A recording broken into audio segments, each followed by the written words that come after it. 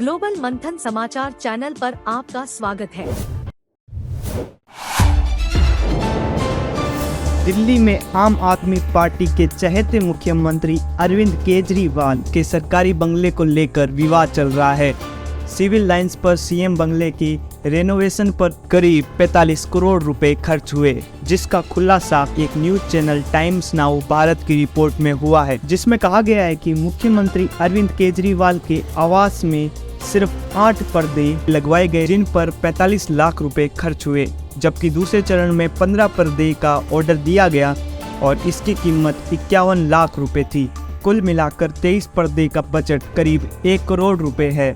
कुछ समय पहले जब अरविंद केजरीवाल ने राजनीति में प्रवेश किया था, तब उनका दावा था कि वे भ्रष्टाचार होने नहीं देंगे, लेकिन आज वही दावे उन पर उल्टे पड़ रहे हैं। ऑपरेशन महल के बाद दिल्ली की राजनीति में तूफान आ गया है। बीजेपी लगातार आम आदमी पार्टी पर हमला कर रही है।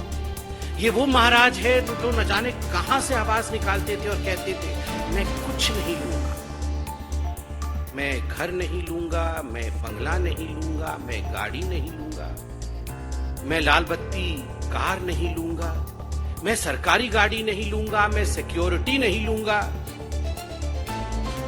कुछ नहीं से सब कुछ ले लूंगा जी। इस पर आम आदमी पार्टी की तरफ से सफाई दी गई है, जिसमें कहा गया है कि जिस घर में रेनोवेशन का काम हुआ है, यह घर 80 साल पुराना है और 1942 में बना था।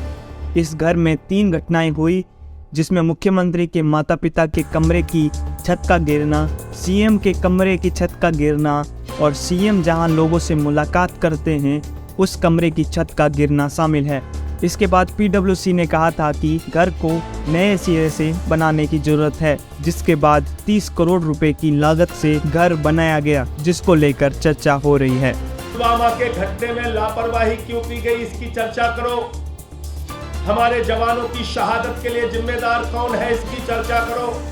5 एयरक्राफ्ट अगर मांगा जा रहा था उन जवानों को पहुंचाने के लिए, तो 5 एयरक्राफ्ट क्यों नहीं मिला? जब भारत के प्रधानमंत्री 8,500 करोड़ का जहाज अपने लिए खरीद सकते हैं, तो हमारे वीर जवानों के लिए 5 एयरक्राफ्ट उनकी जिंदगी बचाने के लिए क्यों नहीं दिया गया?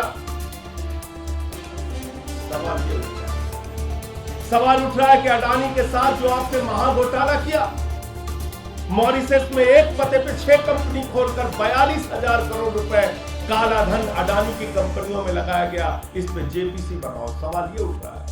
सवाल ये उठ रहा है कि भारत के सुप्रीम कोर्ट के आदेश के बावजूद 6-6, 8-8 कोल ब्लॉक नियमों के विपरीत जाकर अडानी को क्यों दे दिया गया? भारत सरकार के कानून के खिलाफ अडानी को कोयला की खदानें क्यों दे दी गई? सवाल ये उठ रहा है कि एयरपोर्ट कैसे दे दिया गया, सीपोर्ट कैसे दे दिया गया, तमाम सारी संपत्तियां एक ही व्यक्ति के नाम नीलाम कैसे की जा रही हैं, उसको सौगात में कैसे सौंपी जा रही हैं, उस पर कोई चर्चा करने को तैयार नहीं। करोड़ों के पर्दे देखने जब बीजेपी कार्यकर्ता व मीडिया कर्मी केजरीवाल के घर पहुंचे, तब घर में काम करने वाले गार्ड ने उन्हें धक्के देकर बाहर निकाल दिया।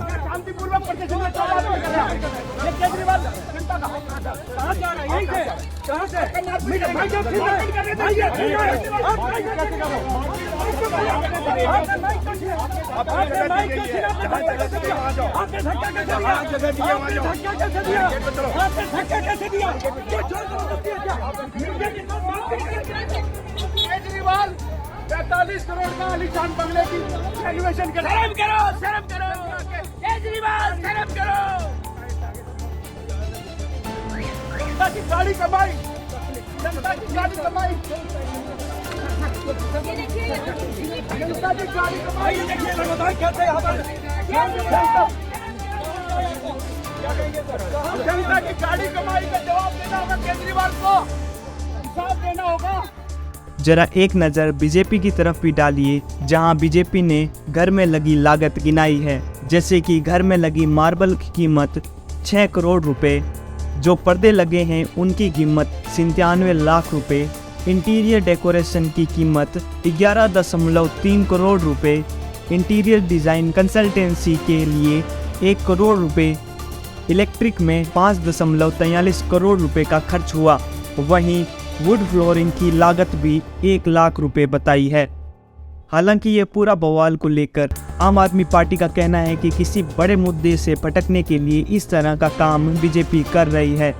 लेकिन इस बीच जानना अहम हो जाता है कि दूसरे देशों में जैसे अमेरिका के राष्ट्रपति को प्रेसिडेंट हाउस रेनोवेशन के लिए कितना खर्च मिलता है। The white house historical association के मुताबिक अगर अमेरिकी राष्ट्रपति को व्हाइट हाउस को अपने हिसाब से सजाना संवारना हो तो उन्हें केवल $1 लाख यानी कि 1 करोड़ रुपए से भी कम का पता मिलता है। इसके ऊपर का खर्च जो भी होता है उन्हें अपनी जेब से करना होता है। फिलहाल इस खबर में सिर्फ इतना ही। बाकी और खबरें देखने के लिए सब्सक्राइब कीजिए ग्लोबल मंथन चैनल को। धन्यवाद।